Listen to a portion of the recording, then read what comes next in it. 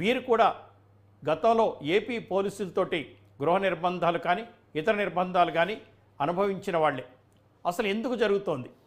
ఎవరైనా సరే ఎస్ఐ కానీ కానిస్టేబుల్ కానీ డిఎస్పీ కానీ ముఖ్యంగా ఐపీఎస్ కానీ ప్రతి ఒక్కరూ కోరుకుంటారు, మా కొడుకైనా ఎవరైనా సరే మా బంధువులైనా పోలీసుల్లో ఉండాలి, ఉన్నత శాఖకు వెళ్ళాలి, ఉన్నత ఉద్యోగాలు చేయాలి అని గర్వంగా చెప్పుకుంటారు. ఎక్కడ పోలీస్ కనపడ్డా ఒకప్పుడు ప్రతి ఒక్కరూ గౌరవంగా చూసేవారు.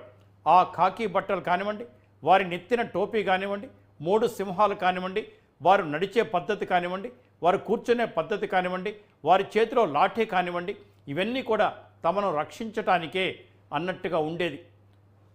పేదల్ని రక్షించడానికి, అంటే ధనవంతుల నుంచి పేదలను రక్షించడానికి, బలవంతుల నుంచి బలహీనులను రక్షించడానికి, ఎవరైతే విర్రవీగుతారో కొన్ని కులాల వాళ్ళు వారి నుంచి క్రింది కులాల వాళ్ళని రక్షించడానికి, అంటే క్షుణ్ణంగా చూస్తే బలవంతుల నుంచి బలహీనులను రక్షించడానికి, ఎవరైతే తప్పు చేస్తారో, ఎవరైతే చట్టానికి వ్యతిరేకంగా ప్రవర్తిస్తారో, ఎవరైతే న్యాయానికి వ్యతిరేకంగా వెళ్తారో, ఎవరైతే దౌర్జన్యానికి పాల్పడతారో, ఎవరైతే రౌడీజం చేస్తారో, ఎవరైతే ఆక్రమణదారులు ఉంటారో, ఎవరైతే మనుషుల్ని బెదిరించి బతుకుతుంటారో వాళ్ళందరికీ సింహసప్రంగా ఉండాల్సిందే పోలీస్.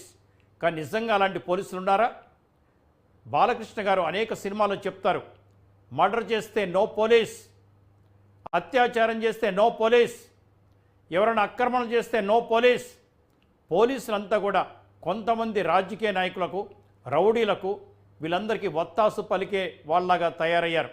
తినేదేమో ప్రజల సొమ్ము, ప్రజలు కట్టిన పనుల్లోంచి సొమ్ము, పాట పాడేదేమో అధికార పార్టీ నేతలకి. ఆ పార్టీ ఈ పార్టీ అని కాదు, ఇది అంతం అవ్వాలి. ఇవాళ ఆంధ్రప్రదేశ్లో జరిగిన సంఘటన చూసినట్టయితే కొల్లి రఘురామరెడ్డి గారు చంద్రబాబు నాయుడు గారు అరెస్ట్ విషయంలో ఏం మాట్లాడారు? ఒక గొప్ప నాయకుడితో మాట్లాడాల్సిన మాటలేనవి. యూ హ్యావ్ నో స్టఫ్ అనే పదం వాడారు. ఇవాళ ఎక్కడున్నారు మీరు? ఇదేనా డెహ్రాడూన్లో మీకు నేర్పింది? ఇదేనా మనకు సర్దార్ వల్లభాయ్ పటేల్ దగ్గర నేర్పింది, ఎన్పిఏలు నేర్పింది? కాదు కదా. కానిస్టేబుల్ నుంచి డీజీపీ. న్యూస్ 360 జనతా గ్యారేజీ తిరిగి స్వాగతం. ముఖ్యంగా సప్తగిరి ప్రసాద్ గారు మేమంతా కూడా అనేకసార్లు మాట్లాడుకున్నాం. చంద్రబాబు నాయుడు గారి అరెస్ట్ విషయంలో రాత్రిపూట ఎందుకు వెళ్ళారు, కొల్లి రఘురామరెడ్డి గారు ఉన్నతాధికారి గారు ఎలా మాట్లాడారు, నిజంగా ఆ క్షణాలు, ఆ నెక్స్ట్ డే మేమంతా కూడా ఎన్నోసార్లు డిబేట్ చేశాం, ప్రజలందరినీ సమాయత్తపరిచాం. కానీ చంద్రబాబు నాయుడు గారు మాత్రం ప్రజలెవరూ ఆందోళన చెందొద్దు, లా అండ్ ఆర్డర్ మీ చేతిలోకి తీసుకోవద్దు, కార్యకర్తలు ఎవ్వరూ వాహనానికి అడ్డంగా ఉండొద్దు. లక్షలాది మంది కార్యకర్తలున్న తెలుగుదేశం పార్టీ అధినేత చంద్రబాబు నాయుడు గారు నంద్యాల నుంచి గుంటూరుకు వెళ్ళే దారిలో నిజంగా అనుకుంటే పోలీసులు ఎంతమంది ఉంటారు? ప్రజల ముందు పోలీసులు ఎంత, కార్యకర్తల ముందు పోలీసులు ఎంత? కానీ ఒక్క పిలుపునిచ్చారు, ఎవ్వరూ అడ్డం పడొద్దు, సాగనివ్వండి, న్యాయం జరుగుతుంది, చట్టం తన పని తాను చేసుకెళ్తుంది అని చెప్పారు ఆయన. ఆ రోజు తర్వాత రాజకీయాల మలుపు.